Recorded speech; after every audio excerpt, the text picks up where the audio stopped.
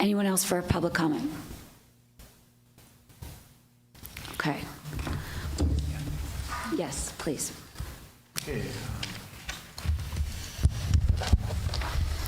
Okay, good evening again. Let me begin my initial response to the public comments tonight by recognizing and appreciating the seriousness of the tenor of the personal stories that were shared this evening and the seriousness of the overall matter of concern. I'd like to center, however, my initial response on our two students who spoke tonight. I applaud your courage. I applaud your own voice that you came here tonight and how you spoke and how you carried yourselves. I will tell you, over these past couple of weeks, I know I've had an opportunity to get to know you both, and it's been a great privilege. I was at your meeting in January. I'll be there Monday morning at your meeting after this weekend. So assure you that you have my full support. We appreciate you, and I am proud of you. In terms of, thank you. In terms of the actual decision, and there was questions around transparency. It does go back to late fall of last year when we received several concerns from the community about potential policy violations. And so as those concerns came in, the legal authority is ultimately the determining factor into whether or not something was in violation of a policy. And so it's at that point that I went to our board attorney and asked for a legal opinion. And we have the benefit of the attorney being present tonight, and I know he is prepared to share some additional elaborating on that opinion. So, Mr. Fogarty, if I could. Good evening, everyone. Good evening, everybody. I was asked by the superintendent to look at the practice that I have heard much about here this evening, and you're all now familiar with. And I was asked by the superintendent if I would review that practice and determine whether it violated any of the district's policies, whether the practice could continue, and if the practice continued, whether or not there were any potential legal consequences for continuing the practice. And so I looked at the practice, which is speech. I did not look at the practice in the context of whether it represented speech of the LGBTQ plus community. I looked at the speech itself and determined that it did not violate any of the board's policies. I then looked at whether or not the practice could continue.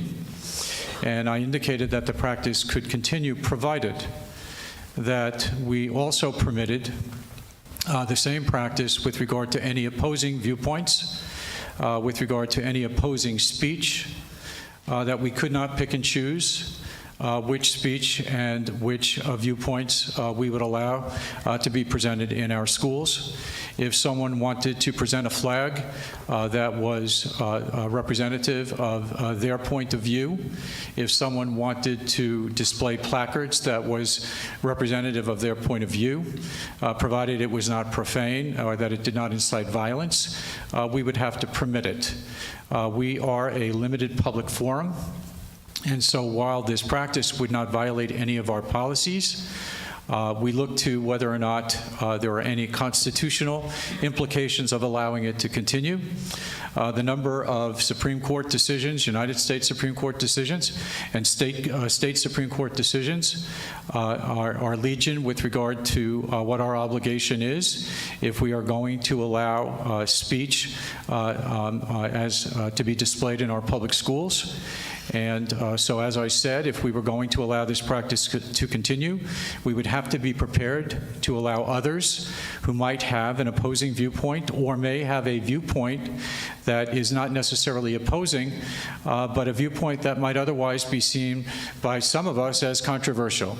And we would have to permit that viewpoint to be displayed in our schools, to the same extent that these placards are being displayed and the flag is being displayed to represent this club and this community.